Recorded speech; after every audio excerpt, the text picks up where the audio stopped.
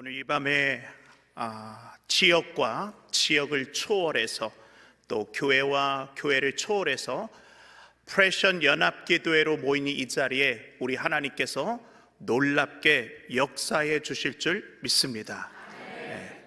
우리 놀랍게 역사하실 줄 믿는 만큼 한번 아멘으로 다시 하나님께 영광 올려드립시다. 제가 얼마 전에 그 이빨 치료를 위해서 치과에 간 적이 있습니다. 그런데 이 치과에 가보니까 정확한 치료를 위해서 엑스레이를 찍는데 얼마나 조심하는지 모르겠어요. 엑스레이를 찍을 때 신체의 다른 곳이 노출되지 않도록 두꺼운 그 옷으로 겹겹이 여러분 차단을 합니다. 그리고 촬영하는 그 테크니션도 아예 이제 밖으로 나가셔가지고 밖에서 이렇게 단추를 누르시더라고요. 그 이유가 이 방사선이 노출되지 않도록 조심하려고 하는 것 같아요. 이게 얼마나 위험하면 그렇게까지 여러분 하겠습니까? 그런데 아이러니하게도 또 항암 치료를 받으시는 환자분들을 보면 또 방사선 치료를 받으시잖아요. 그것도 매일매일 가서 받으시는 또 성도님들을 보니까 그렇게 또 방사선 출입문도 받으시는구나. 왜 이렇게 여러분 위험한 치료를 받으시는 걸까요? 바로 호르메시스 효과 때문이라고 합니다. 이 몸에 조금 해롭지 않는 수준의 미량의 독소를 통해서 치료하는 방법이라고 합니다. 이 예방주사도 여러분 똑같은 원리예요. 우리는 해마다 이 플루샷 주사를 맞는데 사실 이 플루샷은 몸속에 독소를 또 집어넣는 거예요. 왜 이렇게 위험한 주사를 맞는 걸까요? 바로 호르메시스 효과 때문이라고 합니다. 이 비슷한 개념으로 이 외상후 성장이라는 또 용어가 있어요. 외상후 스트레스 장애, 트라우마, 이런 말 많이 들어보셨죠? 그런데 외상후 성장이라는 말도 있습니다. 참 생소하실 거예요. 그런데 이 외상후 스트레스 장애는 과거에 경험했던 힘들었던 사건에 대한 기억 때문에 심리적으로 불안해하거나 두려워서 정상적인 생활이 어려워지는 현상을 말하는 겁니다. 이처럼 과거에 받은 상처가 우리에게 많은 부작용을 가지고 옵니다. 하지만 우리가 알아야 될 것이 사람이 과거에 받은 상처가 다 부정적인 부분만 있는 것이 아니라는 거예요. 외상후 성장이라는 말이 그것을 설명해 주고 있습니다. 외상후 성장이라는 것은요, 과거에 경험했던 아픔과 상처를 극복해 가는 과정 속에서 오히려 내가 예전보다 더 단단해지고 담대해지는 그 현상을 설명하는 아주 긍정적이면서도 소망적인 단어입니다. 이런 차원에서 우리의 감사의 지경이 좀 넓어져야 되지 않겠습니까? 우리는 평안한 것, 감사하고 건강 주신 것에 감사하고 직장생활 잘하게 해주신 것에 감사하고 또 주변에 좋은 사람을 많이 허락하신 것에 감사하죠. 이런 감사는 여러분 당연히 하지만 그렇지 않은 경우도 감사할 수 있어야 하지 않겠습니까? 왜 그렇습니까? 하나님께서 여러분과 저를 위해 주신 선물로 지금의 이 어려움의 고난을 믿음의 눈으로 그리고 영적인 눈을 열어 이 지금의 상황을 보게 되면 감사의 지경을 훨씬 더 넓혀갈 수 있기 때문이죠. 오늘 우리가 읽은 이 본문이 바로 요나의 일생에 가장 절망적인 상황에 처해 있는 그 모습입니다. 요나가 하나님께 불순종했다가 풍랑을 만나는 거예요. 요나가 탄 배에서 아까운 물건을 바다에 던져지고 이제는 주변 사람들에 의해 요나마저 바다에 던져지게 됩니다. 그리고 물고기 뱃속에 들어가는 일련의 이 과정을 겪게 되죠. 요나에게 이 상황이 얼마나 절망적인 사건이었는지 성경이 이렇게 기록을 하더라고요. 오늘 본문 2절로 들어가 보니까 이르되 내가 받는 고난으로 말미암아 여호와께 불러 아뢰더니, 기도했다는 거잖아요. 주께서 내게 대답하셨고 내가 스올의 뱃속에서 부르짖었더니, 여기서 말씀하는 이 스올의 뱃속이 여러분 무엇을 의미하는 것일까요? 스올은 그 당시에 요나를 포함해서 유대인들은 죽은 사람들이 가는 처소, 죽은 영혼들의 거처, 무덤이라는 표현을 가진 말들입니다. 그러니까 요나가 지금 스올의 뱃속에 빠졌다라는 것은 절망적인 상태, 죽은 상태, 처참한 자신의 그 상황을 지금 표현한 겁니다. 시편 23편에 나오는 사망의 음침한 골짜기에 떨어져 있는 상태와 똑같습니다. 그만큼 소망이라고는 눈 씻고 찾아볼 수 없는 이 절망적인 상황이죠. 그러나 실상은 이 끔찍한 스올의 뱃속과 같은 고통스러운 상황이 요나를 오히려 크게 영적으로 성장시키더라는 거예요. 요나의 또 다른 타락과 변질을 맞는 하나님의 큰 축복이 되더라는 것입니다. 세상 사람들은 이 모두가 낙심하고 절망적이면 다 처참한 실패라고 말하는 일들을 경험할 때 예수 믿는 우리는 그것을 하나님의 축복으로 인식하실 수 있으셔야 합니다. 우리 성도님들이 지난 날들을 돌아보면 푸른 초장 쉴만한 그 물가뿐만 아니라 끔찍한 소울의 뱃속에 있던 날들도 놀라운 하나님의 축복이었다고 인정하실 수 있어야 된다는 거예요.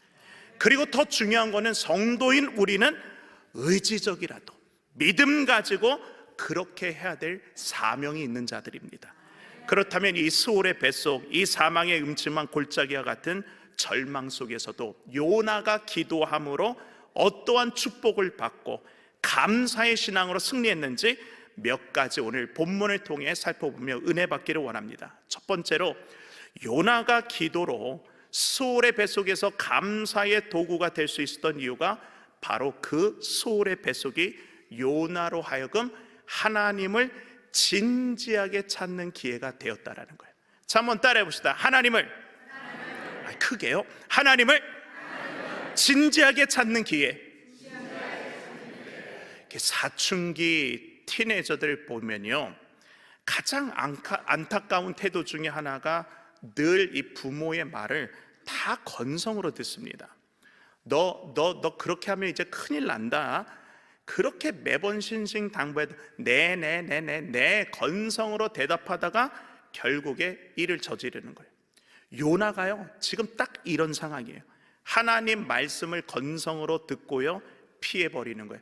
니느에 노 예스 다시스 건성으로 듣는 이 상황 속에 이렇게 하나님의 말씀을 건성으로 듣던 요나에게 배에 타고 있던 선장과 사공들이요 요나에게 당신은 누구냐 묻는 질문에 또 이런 대답을 합니다. 자, 요나서 1장 9절 말씀 여러분 한번 다 같이 한번 읽어볼까요? 그가 다 같이 한번 읽어볼게요. 시작. 그가 대답하되 나는 히브리 사람이요 바다와 육지를 지으신 하늘의 하나님 여호와를 경외하는 자로다 하고 아멘. 요나가요 이 스스로 하나님을 뭐하는 자? 경외하는 자라고 대답을 하고 있어요. 근데 여러분 이게 하나님을 경외하는 사람의 태도입니까? 건성으로 듣는 하나님의 말씀을 건성으로 듣는 여러분 사람이 하나님을 경외하는 사람입니까? 교회에 다니는 사람 중에서도 요나와 같은 사람이 있을 수 있어요. 자신은 크리스찬 성도라고 하나님 믿는다고 하나님 경외하는 사람이라고 말하지만 하나님 말씀에 귀를 기울이지 않아요. 사춘기 아이들처럼 똑같은 태도로 하나님 말씀을 건성으로 듣는다는 거죠. 요나도 이런 부류의 사람입니다. 그런데 이런 요나의 태도가 스올의 뱃속을 경험하면서 완전히 달라지는 거예요.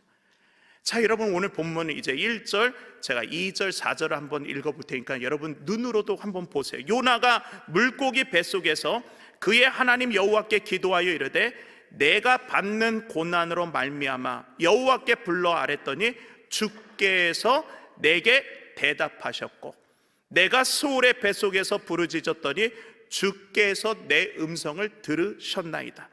내가 말하기를 내가 주의 목전에서 쫓겨났을지라도 다시 주의 성전을 바라보겠다 하였나이다. 아멘. 여기서 여러분 주의 성전이 뭡니까? 하나님이 계시는 곳, 임재하시는 곳을 상징적으로 말씀하잖아요. 그러니까 지금까지 요나는 하나님 말씀 무시하고 정반대의 길로 도망갔는데, 그러던 요나의 태도가 180도 완전히 바뀌어 버렸습니다. 하나님 의지하고 하나님께 의뢰하기 시작한 거예요. 심지어 하나님께서 임재해 계시는 곳을 여러분 fix on, 바라보기 시작합니다. 이런 고백을 하는 거예요. 어떻게 이렇게 여러분 사람이 달라지냐고요? 요나의 고백을 들어보시면 알 것 같아요. 7절 말씀에 내 영혼이 내 속에서 피곤할 때에 내가 여호와를 생각하였더니 내가 기도가 주께 이르러 싸우며 주의 성전에 미쳤나이다. 아멘. 여기서 여러분 피곤이라는 단어는 원어로 아주 강한 의미를 가지고 있더라고요. 오늘 내가 일을 많이 해서, 오늘 새벽부터 저녁까지 일을 많이 해서 피곤한 정도의 의미가 아니라 절망적인 그 상태를 가리키고 있습니다. 그러니까 이 말씀이 무슨 말씀인 거예요? 요나가요, 스올의 뱃속에서 자신의 영혼이 죽은 것과 같은 고난을 겪으면서 그 일이 하나님을 생각하게 하는 기회가 되었다라는 거예요. 그래서 여러분 요나의 고난이요, 하나님 앞에 축복이 되는 것입니다. 사랑하는 성도 여러분, 이 말씀에서 우리는 오늘 프레션 연합기도회의 이 이름 앞에 모인 기도의 용사인 우리가 무엇을 깨달아야 될까요? 지금 내가 당하는 고난 속에서, 지금 우리 가운데 직면하고 있는 이 시대의 실상 속에서도 고난은 고난대로 당하면서 거기에서 아무런 메시지를 발견하지 못한다면 그것처럼 세상에서 가장 어리석고 안타까운 일은 없는 겁니다. 성도인 우리는요, 때때로 스올의 뱃속과 같은 고난을 지나가는 겁니다. 그런데 이럴 때 우리가 해야 될 일은 내게 찾아온 고난을 축복으로 바꾸셔야 된다는 거예요. 그러면 어떻게 고난을 축복의 에너지로 바꾸고 승화시킬 수 있느냐? 내가 겪는 고난 가운데서 하나님을 진지하게 찾을 때 비로소 성도인 우리는 절망 속에서 고난을 감사의 축복으로 역전시키는 은혜의 응답이 임할 줄 믿습니다. 오늘 이 밤에 우리는 하나님을 진지하게 찾는 프레션 연합 기도회가 되어야 할 줄 믿습니다. 두 번째로 요나에게 스올의 뱃속의 기도를 통해 감사의 도구가 될 수 있던 이유를 보니까 그것이 요나에게 하나님의 주권을 자각하는 기회가 됩니다. 하나님의 주권을 자각하는 기회가 되는 거예요. 오늘 본문 2절을 보시니까 요나가 왜 이렇게 달라졌는지 알 수 있는 말씀이 나오는데, 이르되 내가 받는 고난으로 말미암아 여호와께 불러 아뢰더니, 요나는 자신이 지금 받는 고난이, 지금 이 시대의 문제와 실상이 하나님을 부르고 의지하는 동력이 되었다라고 고백하고 있죠. 그리고 3절에 가보니까 신앙이 더 한 걸음 더 나갑니다. 주께서 나를 깊음 속 바다 가운데 던지셨으므로. 지금 여러분, 누가 요나를 깊은 속 바다로 던졌다라는 거예요? 누가 던졌어요? 하나님이. 주께서, 지금 요나가 고난을 어떻게 해서 주께서 하나님께서 행하셨다는 거예요. 이 모든 것을 허락하신 하나님의 주권을 드디어 깨달은 겁니다. 9절에 가서 보니까 급기야 이런 고백을 하는 거예요. 9절 여러분 스크린 앞에 나오나요? 다 같이 한번 우리 9절 함께 읽어봅니다. 나는 감사하는 목소리로 주께 제사를 드리며 나의 서원을 주께 갚겠나이다. 구원은 여호와께 속한나이다 하니라. 아멘. 여기에서 구원을 단순히 물고기 뱃속에서 건진받은 차원을 뛰어넘는 전인격적인 구원인 우리의 영혼과 육신이 모두 걸려있는 차원에서의 구원을 가리키고 있지요. 지금 우리가 사는 이 시대는 그야말로 혼란의 시대 아니겠습니까? 한국, 미국뿐만이 아니라 온 세계가 다 이상하게 지금 흘러가고 있습니다. 아니, 입에 담기조차 민망한 일들이 여러분 많이 일어나고 있어요. 그렇다면 이 모든 혼란의 근원적인 문제가 어디서부터 온 것입니까? 창조주 되시는 하나님의 주권을 인정하지 않는 데서 시작되었다라는 거예요. 하나님의 창조 질서가 무너지니까 혼란이 찾아왔습니다. 창조주 하나님에 대한 존재를 부정해버리니까 너도 하나님이 되고 나도 하나님이 될 수 있는 혼란이 찾아왔어요. 딱 지금 이 시대가 그런 혼란의 시대입니다. 여러분들이 한국에 가실 때 다 여기서도 여러분 보니까 덜러스에 오셔서 비행기를 타고 가시는 것 같아요. 덜러스 공항이라고 하는데, 덜러스 공항에 여러분 이름을 또 잘 아시는 분도 있을 거예요. 존 포스터 덜러스 공항입니다.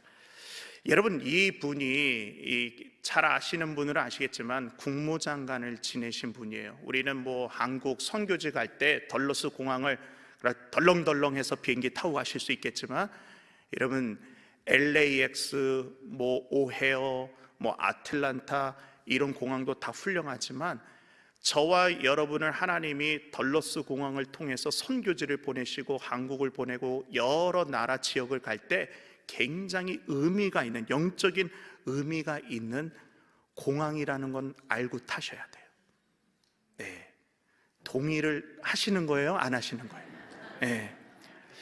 여러분 이런 의미가 있어요. 한번 들어보세요. 제1차 세계대전 때 미국이 전쟁에 참여하는데 몇 년 걸리죠? 3년이요. 3년 딱 얘기하시더라고요. 자, 2차 세계대전 때 미국이 전쟁에 참여하는데 2년 걸렸어요. 그런데 6.25 때 미국이 한국전에 참여하는데 얼마 걸렸는지 아십니까? 닷새밖에 걸리지 않았어요.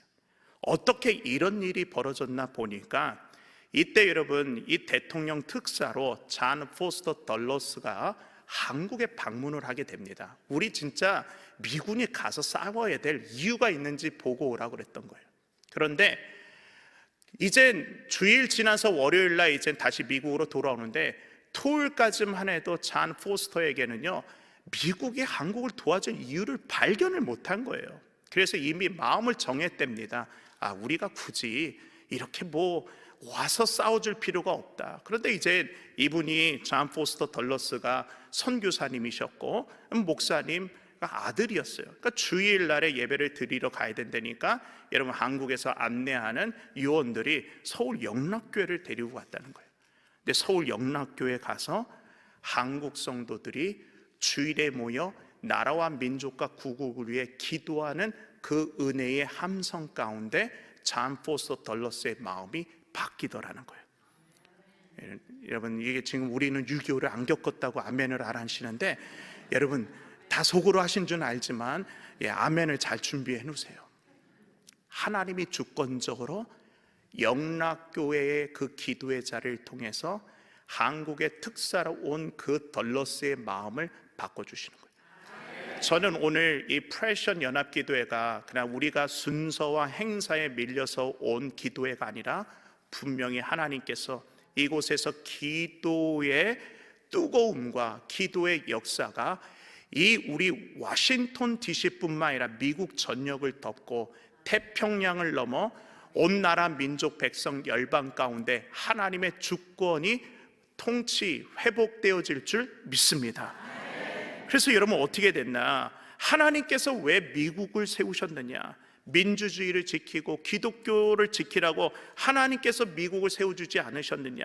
미국이 하나님께서 주신 사명을 무시한다면 하나님께서 미국을 더 이상 축복하지 않을 것이다. 그래서 오늘날 한국 땅을 하나님께서 선교하는 나라로, 기도하는 나라로 하나님의 주권의 섭리 안에 승리케 하신 줄 믿습니다. 그런데 하나님이 저와 여러분을 특별히 사랑하셔서 한국 땅에서 오늘 이 미국 땅, 그것도 워싱턴 DC의 한복판에 세계의 중심부에 하나님의 거룩한 사명을 위해 코리안 디아스포라의 선교의 통로로, 전도의 통로로, 기도와 사명의 통로로 이 지역에, 이 나라의 영적 기상도와 여러분 토양을 바꿔 하나님의 거룩한 땅, 하나님의 꿈이 이 땅에 세워지도록 사용하고 계신 줄 믿습니다. 그렇기 때문에 성도인 우리는 하나님의 존재와 하나님의 주권을 회복시키시는 일에 큰 온 마음을 여러분 쏟아 부으셔야 된다는 거예요. 이 길만이 교회와 가정과 이 시대가 사는 길인 줄 믿습니다. 한번 저를 따라해 보세요. 한번 오른손 불 끄지고 오른손. 자, 예수가 길이다. 예수가 은혜다. 예수가 힘이다. 자, 다시 한번 예수가 길이다. 예수가 은혜다. 예수가 힘이다. 믿으십니까? 스울의 뱃속에 갇혀있는 그 절망의 고난과 문제 앞에서 하나님이 주시는 메시지를 발견한 요나에게 임했던 감사의 회복이, 사명의 자각이 우리 성도님들의 지금의 상황 속에서, 각 교회의 지금의 상황 속에서, 이 지역의 지금의 상황 속에서도 동일하게 감사 회복, 사명에 대한 자각으로 회복되시기를 축복합니다. 마지막 한 가지입니다. 요나에게 스올의 뱃속의 기도에 감사의 도구가 될 수 있던 것은 스올의 뱃속이 영적으로 원래의 자리로 돌아가게 하는 기회가 되었다는 거예요. 영적으로 우리의 원래의 자리로 돌아가게 했다는 거예요. 고난이요, 여러분, 어려움이라는 것이요, 이런 효과를 가져다 주는 거예요. 이 나라, 이 민족의 실상이 우리를 망하게 하는 것이 아니라 이런 효과를 가져다 준다는 거예요. 어떤 효과냐? 탕자의 비유에 나오는 둘째 아들, 여러분 기억하시죠? 이 못된 아들이요, 아버지의 재산을 허랑방탕하게 쓰다가 다 떨어져 가지고 나중에는 먹을 것조차 없어 가지고 돼지 우리에서 주엽 열매를 먹는 절망과 상황에 딱 처해 있는 거예요. 그때 이 둘째 아들이 하는 말을 여러분 새 번역 성경에 이렇게 기록을 합니다. 자, 새 번역 성경에 누가복음 15장 17절을 보니까 그제서야 그는 뭐가 들어요? 정신이 나갔다 돌아왔나 봐요. 그제서야 그는 제 정신이 들어서 이렇게 말하였다. 내 아버지 그 많은 품꾼들에게는 먹을 것이 남아도는데 나는 여기서 굶어 죽는구나. 여기서 보시면 그제서야 그는 제 정신이 들어서라고 번역을 해놨어요. 이 돼지우리라고 하는 절망적인 상황이 비로소 탕자에게 그제서야 제 정신이 들게 한 하나님의 도구였다는 거예요. 이 시대의 죄악과 이 시대의 실상이 저와 여러분에게 이제서야 제 정신이 들어서 하나님께 돌아오는 순간이 되게 하신다는 거예요. 이런 점에서 여러분, 탕자에게 있어서 돼지우리는 축복의 장소입니다. 이 인생에서 가장 수치스럽고 부끄럽고 부잣집 아들의 머릿속에 트라우마로 남을 수밖에 없는 그 사건이 평생의 축복의 장소가 되고 감사의 장소가 되었다는 거예요. 왜 그렇습니까? 돼지우리에서 먹던 주엽 열매의 끔찍한 기억이 탕자를 아버지의 집으로, 곧 제자리로, 원래의 자리로 돌아가게 했기 때문입니다. 여기서 우리가 붙잡아야 될 말씀의 능력이 무엇일까요? 오늘도 우리 앞에 놓여있는, 오늘도 우리가 가지고 나온 모든 프레션 연합기도의 제목의 그 시대의 실상, 고난, 오늘도 끊임없이 자고 일어나면 일어나는 문제를 보고 한탄만 할 것이 아니라, 남 탓을 할 것이 아니라 그 사건과 그 기회가 저와 여러분을 하나님이 원하시는 원래의 자리로 돌아가게 하는 축복의 기회가 되게 한다는 것을 절대로 잊지 마시기를 축복합니다. 결론의 말씀입니다. 살다 보면 원치 않는 질병을 얻게 되기도 하고요, 억장이 무너지는 일을 만나기도 합니다. 우리의 삶과 이 신앙을 흔드는 일들에 때로는 여러분 화도 나고요, 분운하기도 하고요, 상처를 받을 때도 있지만 이 한마디로 여러분 다 정리되는 거 아니겠습니까? 우리는 이런 일로 망하지 않는다. 누가 나를 죽일 수 있겠는가? 누가 나를 망할 수 있겠는가? 내가 나를 망하게 하지 않는 한 우리를 망하게 할 수 있는 사람은 아무도 없는 줄 믿습니다. 왜 그렇습니까? 하나님께서 주권자 되시는 우리 성도님들에게는 이런 은혜가 임하는 거예요. 시편 119편 71절에 여러분 고백, 우리 같이 한번 고백해 볼까요? 시작. 고난 당하는 것이 내게 유익이라. 이로 말미암아 내가 주의 율례들을 배우게 되었나이다. 아멘. 지금 2023 추수감사 주일 예배를 각 교회가 드리시고, 이제 우리는 추수감사의 이 한 주간을 지나가는 우리의 감사의 지경이 여기까지, 하나님이 원하시는 그 지경까지 넓혀지기를 한 마음으로 기도하자고요. 오늘도 우리에게 일할 수 있는 터전을 주신 것에 감사하고, 건강을 주신 것도 감사하지만 때론 그렇지 못할 때도 감사할 수 있다면 여러분, 감사의 지경이 넓혀지지 않겠습니까?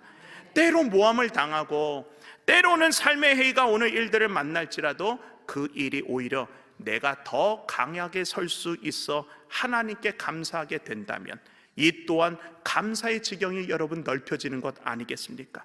더 중요한 것은 그것을 가능케 하시는 주권자 하나님을 더욱더 의지하는 것인 줄 믿습니다. 그러므로 오늘 이 밤에 프레션 연합기도회로 모인 기도의 용사는 눈에 보이는 감사에만 익숙한 자가 아니라 이제는 수울의 뱃속을 기도와 감사의 지경으로 넓히셔서 주님, 이런 아픔이 있지만 이런 삶의 도전과 위기가 있지만 그래서 감사합니다. 이런 고난이 내게 유익이 될 것이라고 하나님 믿고 감사합니다. 날마다 어떤 절망 속에서도 하나님께 믿음으로 기도할 때 감사의 지경이 날마다 확장되셔서 오직 감사, 절대 감사, 평생 감사, 더욱 감사. 아멘을 좀 더 세게 하면 그 은혜가 임할 것 같아요. 오직 감사, 절대 감사, 평생 감사, 더욱 감사. 감사의 지경을 날마다 넓혀가시는 프레션 연합기도의 기도 용사 되시기를 우리 주 예수 그리스도의 이름으로 축원합니다. 아멘.